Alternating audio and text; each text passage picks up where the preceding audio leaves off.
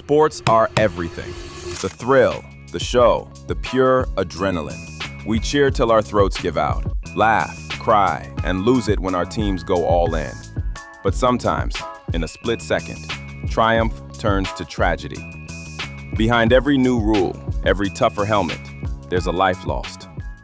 Today we've got 5 stories from the US and Canada that changed the rules of the games we love.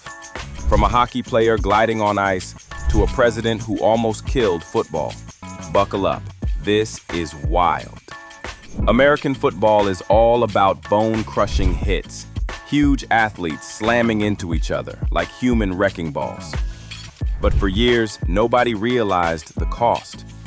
In 2002, Mike Webster, a Pittsburgh Steelers legend, died at 50.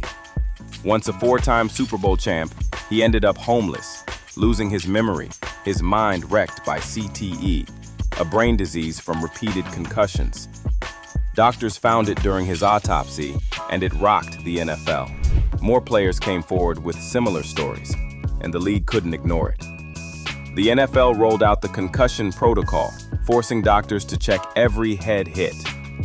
Helmets got tougher, and certain headshots were banned. Football's still brutal, but it's safer now. But wait, how does a US president fit into this?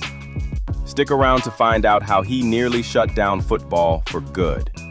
NASCAR is roaring engines and heart-stopping speed. But in 2001, at the Daytona 500, the sport lost its biggest star, Dale Earnhardt Sr. His car slammed into the wall, and a skull fracture took him in an instant. Fans watching live were devastated. Earnhardt was NASCAR's soul. Experts pinned the crash on a weak neck restraint, and the tragedy forced change. NASCAR made Hans devices, head and neck supports, mandatory. Tracks got safer barriers to soak up crash energy. These changes saved countless drivers. But what happens when one foul nearly kills basketball? Let's hit the court. Basketball is all about dunks, crossovers, and pure flair. But in 1990, college star Hank Gathers collapsed mid-game at Loyola Marymount. He died right there on the court, just 23, from an undiagnosed heart condition. The basketball world was stunned.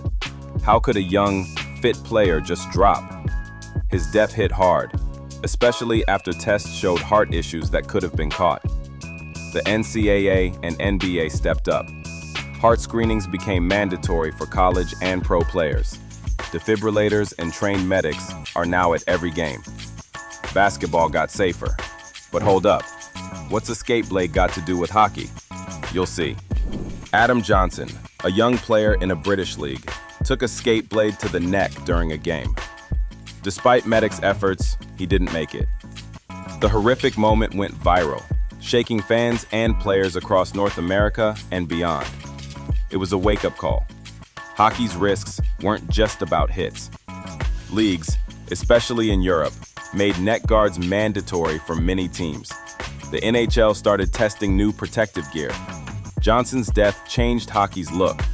But how did a president nearly end football? Here's the wildest story yet. Back in the early 1900s, American football was a bloodbath. Players clashed like gladiators with barely any rules. In 1905, 19 college players died from injuries, crushed skulls, broken necks. Newspapers called it madness. President Theodore Roosevelt, a sports fan himself, had enough. He summoned college coaches and laid it down. Fix this or I'll ban football. Under pressure, the NCAA was born. They added the forward pass to cut down on brutal pileups and set new safety rules. Football survived, reborn as the game we know today. Those tragedies gave it a second chance.